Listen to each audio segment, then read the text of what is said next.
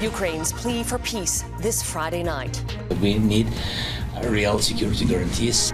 What President Zelenskyy says needs to happen before he negotiates with Russia's president. Canadians avoiding America. I have travel planned, but none to the U.S. The ramifications of an increasingly complicated relationship between two neighbors. Frighteningly close call. The man briefly gulped up by a whale. And love stinks. If you have a relationship you'd like to throw in the trash, you can donate some money. A way to dump your anger, help cats, and get revenge on your ex. Global National. Reporting tonight, Carolyn Jarvis. Good evening and thanks for joining us. We begin with a high-stakes meeting on the sidelines of Europe's largest security summit. Today, Ukrainian President Volodymyr Zelenskyy met with U.S. Vice President JD Vance in Munich to discuss Russia's nearly three-year war. Vance says the U.S. wants durable, lasting peace for Ukraine, but did not provide any details about how that would be achieved. Zelenskyy, meanwhile, was firm, stating Ukraine needs security guarantees from the U.S. before negotiating with Russian President Vladimir Putin. European leaders fear U.S. President Donald Trump may go to any lengths to get a deal done, including appeasing Putin. Vincent McAviney reports. After unwavering support from the last U.S. administration, Ukrainian President Zelenskyy's first meeting with the new U.S. Vice President was a more tense affair, with JD Vance attempting to reassure allies. We want to achieve a durable, lasting peace, not the kind of peace that's going to have Eastern Europe in conflict just a couple years down the road. We are very thankful for American support. President Trump, we have good conversation today. Our first meeting, not last, I'm sure. Overnight in Ukraine, one of the world's most sensitive sites came under attack. The giant shield covering Chernobyl's damaged nuclear reactor struck by a Russian drone. Zelenskyy says the strike is evidence Putin is definitely not preparing for negotiations. Zelenskyy says he's willing to talk, but is against President Trump's proposed summit with Russia in Saudi Arabia. Only after we will have common plan with Trump, Europe, and we will sit with Putin and stop the war. Vance used his speech at the Security Conference to attack not Russia, but Europe's immigration and free speech policies, also reiterating several times Europe needs to boost defense spending. That's something the majority of European NATO members have done in recent years, even overtaking the US in terms of aid to Ukraine. Their focus now is to make sure Trump doesn't try to cut a quick deal with Russia without them. A failed Ukraine would weaken Europe, but it would also weaken the United States. This is why we believe that trade wars and punitive tariffs make no sense. As the war in Ukraine approaches its third anniversary, those on the front lines can only hope for more unified international support of their president as they enter what could be the beginning of the end of this devastating conflict. Vincent McAviney, Global News, London. U.S. President Donald Trump's ongoing threats against this country remain the top issue for Canadians. And there are new signs they're also upending Canada's political landscape. Today, Conservative MPs gathered for their first caucus meeting since December. As Mackenzie Gray explains, it's happening as new numbers suggest their huge lead in the polls is shrinking against a mounting Liberal comeback. You guys still think the next election's going to be about the carbon tax? Most Conservative MPs are you worried about the polls? Didn't have much to say. All I can say is good morning, folks. Happy to be back. No comments from me today. But those who did talk before a 6-hour caucus meeting had one clear target, Mark Carney. We've been consistently concerned about carbon tax Carney's failure to provide any transparency to Canadians. Carbon tax Carney. The Conservatives trying to keep their axe the tax lines alive, despite the fact that Carney and Pierre Poilievre have basically the same position on the key issue. My government will immediately remove the consumer carbon tax. With Justin Trudeau leaving and the Liberals moving on from the consumer carbon tax, old slogans like this. And we understand that everything in Canada is broken after 8 years of Trudeau and the costly coalition. Why won't we have a carbon tax election now? Don't seem to be working for Pierre Poilievre anymore. Numerous polls had the Conservatives with a 20-plus point lead over the Liberals at the start of 2025. Now, it's single digits. If they became our 51st state, it would be the greatest thing they could ever do. Thanks to U.S. President Donald Trump's consistent threats against Canada. But Poilievre's planning to pivot Saturday to a Canada First message at a rally in Ottawa that attendees are being asked to wear red and white to. Trying to ride the wave of patriotism that's sweeping over the country, but attacking Donald Trump might be harder for Poilievre, with polling showing 44% of Conservative voters have a positive view of the U.S. president. Only 12% of Liberals and 8% of New Democrats share the same opinion. Donald Trump's threats against Canada have forced the Conservatives to look at their message to see if it's resonating, if it's the right one. One person the Conservatives aren't mentioning, Chrystia Freeland, a sign the Tories believe Carney's their biggest threat in the next election, and a recent Leger poll backs that up, Carolyn, saying if Carney becomes the Liberal leader, he'd be tied with Poilievre in the polls. Mackenzie Gray in Ottawa, thank you. Ontario's party leaders squared off in their first debate of the provincial election campaign today. The focus was on issues important to people in Northern Ontario, but after the debate wrapped, the other party leaders took aim at Doug Ford over some off-the-cuff comments he made about capital punishment at last month's London Police Service Gala. That's when Ford repeatedly called for stiffer penalties for murderers, saying judges should send him right to Sparky, a reference to the electric chair. Really, it speaks to his character. We're never really sure where he stands. Is it Doug Ford that you saw at the police gala, or is it the Doug Ford that said, oh, no, his staff said he doesn't stand by that statement? Ford didn't speak to reporters after the debate, but a spokesperson has described Ford's comments as a poor taste joke. The federal government's tax holiday ends tomorrow night at midnight. For the past 2 months, everything from toys and diapers to alcohol and prepared foods and restaurant bills were GST-free.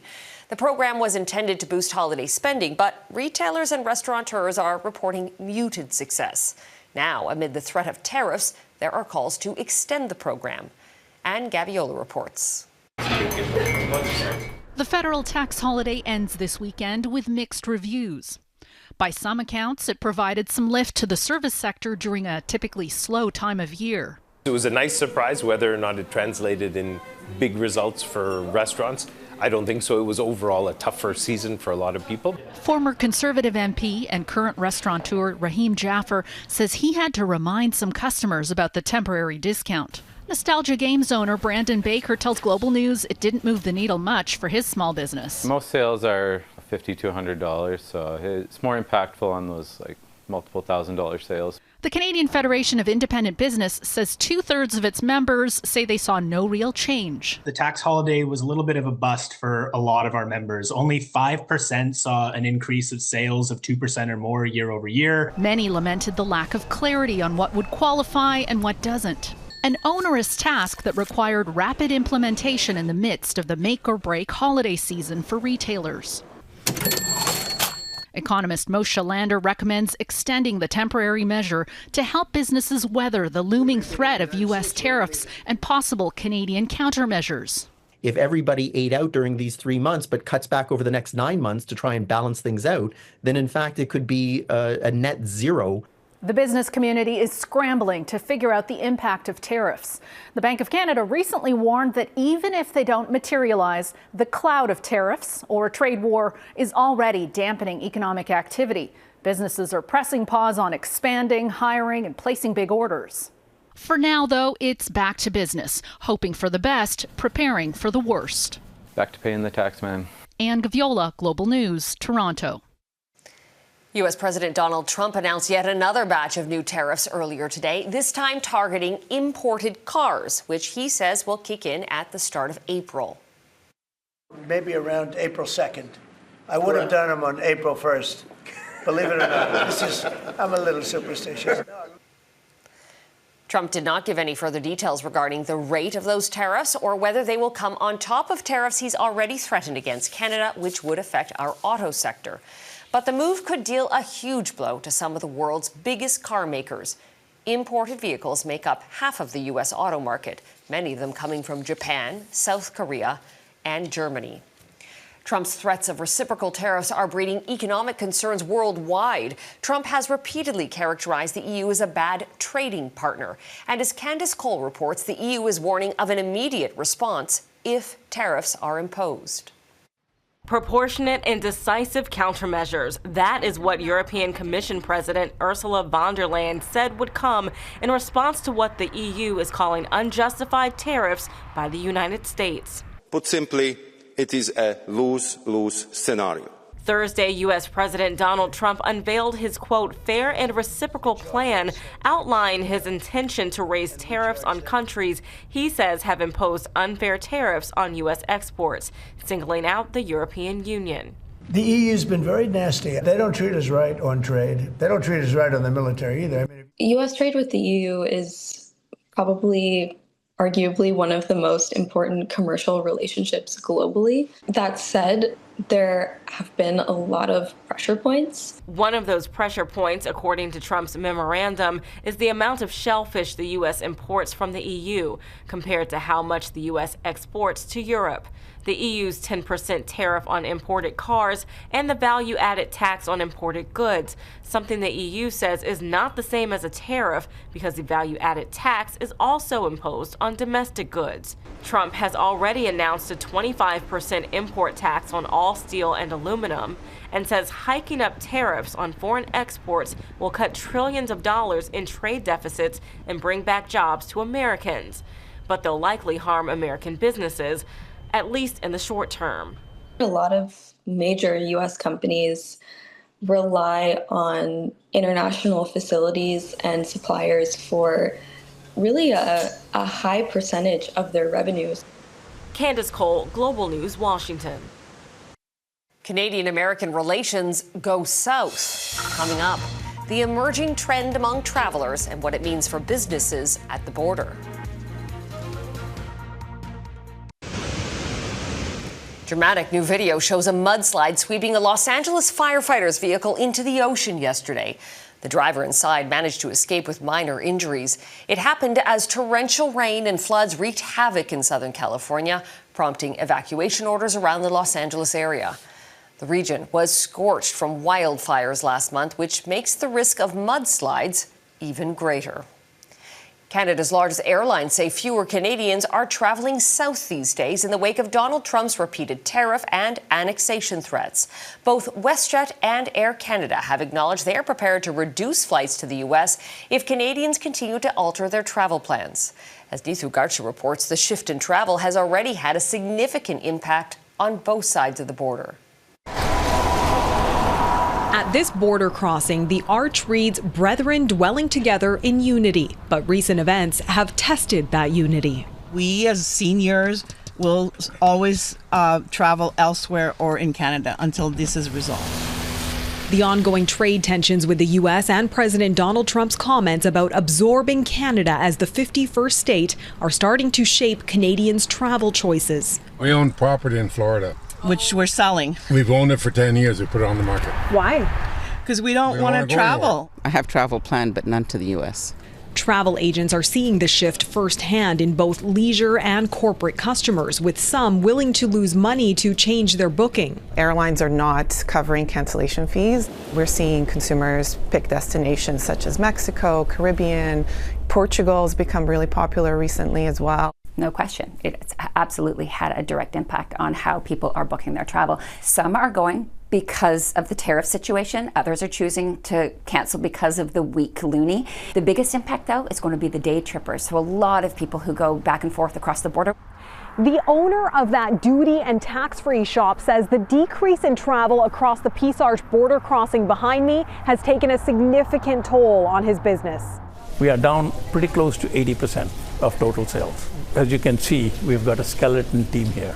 We've reduced our hours. The next step would be to close down like we did during COVID. On the other side of the border, the U.S. Travel Association says a 10% dip in travel from Canada could cause a $2.1 billion hit to their economy. Been in the industry for 32 years and never seen anything like this. And until the tariff situation is settled, I think it's going to only get worse. To be treated as if we're nothing is very insulting. As Canadians face uncertainty in their relationship with the U.S., many are taking a stance by voting with their wallets, reinforcing a commitment to local pride. Neetu Garcha, Global News, Surrey, BC. Check out this harrowing encounter in the waters of southern Chile. A humpback whale briefly scooped up a kayaker into its mouth before letting him go. The moment was filmed by the kayaker's father, who quickly helped his son once he re-emerged. Both of them returned to the shore uninjured. Whale attacks on humans are very rare. In this case, researchers say humpback was likely feeding on smaller fish when the kayaker happened to get in the way. An update now to a story we brought you last week. We reported that Billabong and Volcom are closing their stores in Canada due to bankruptcy proceedings in the United States.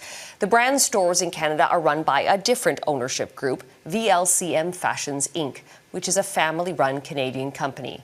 VLCM is not involved in the U.S. filing, and its stores remain open.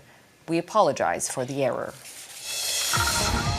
Ahead, the view from the ground in Gaza as the ceasefire deal allows people to return home. Fears of a collapse in the Gaza ceasefire deal appear to be subsiding as Hamas confirms it plans to release 3 hostages tomorrow. Israel says it has received the names of the men who will be freed as part of the deal's 6th exchange.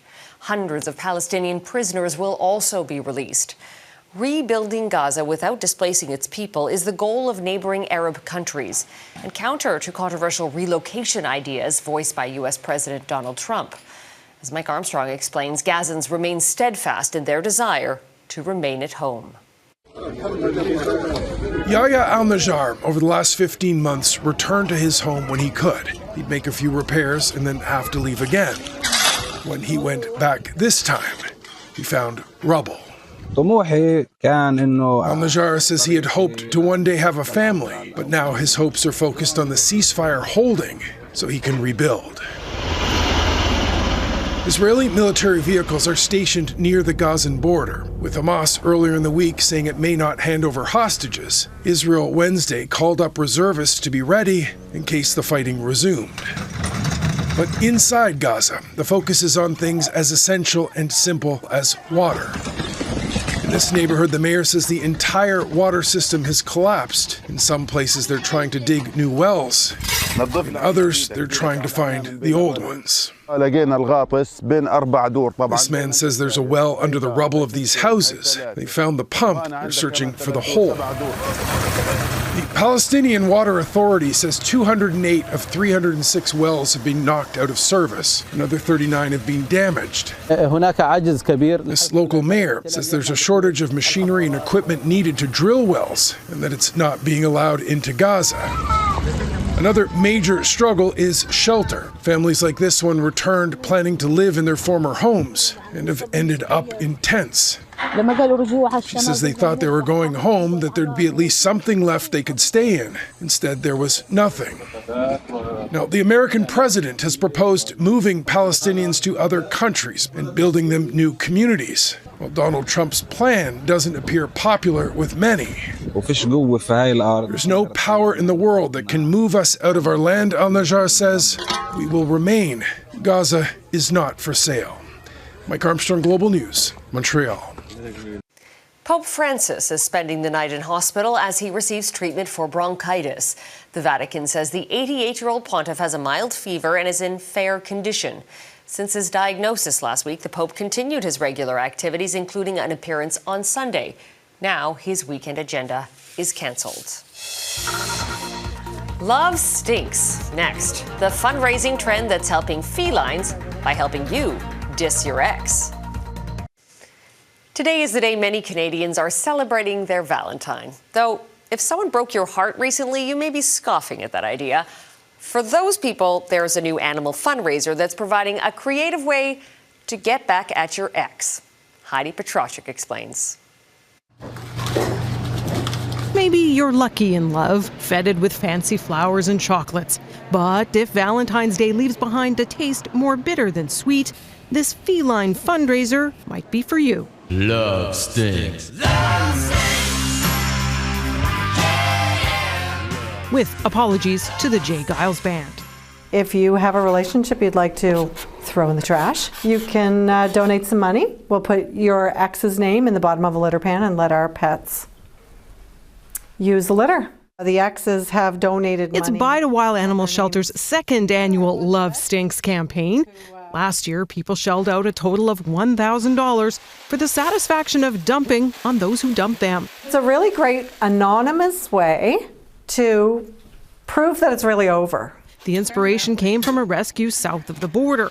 And over the past several years, animal groups from the Northwest Territories all the way down to Kentucky have scooped up the idea, including one foster cat program in West Virginia. We're competing for donation dollars. We have to be creative in our fundraising efforts. And in our case, $5 gets some karma going too. So it's a twofer, right? And it's not just exes finding themselves at the bottom of the box. Donald Trump's name's there 3 times. Elon Musk is in there. Maybe even some Justin Trudeau. As for whether it can help bury the pain of a breakup, it's great to think of others and to make a contribution. That I wouldn't dispute at all. And who knows, maybe I could ask for some research funding to test out whether this is in fact an efficacious intervention for breakups. So while it may not heal a broken heart, it does raise much needed funds for furry friends in need of some love of their own. Heidi Petracek, Global News, Dartmouth, Nova Scotia. And that is Global National for this Friday night. I'm Carolyn Jarvis. In keeping with the Valentine's theme, tonight's Your Canada is the Kissing Rocks on the Port-au-Port Peninsula of Newfoundland and Labrador. We love to see your Canada. Please email it to globalnational@globalnews.ca. Thanks for watching. Hope you'll join us again tomorrow. Have a great night.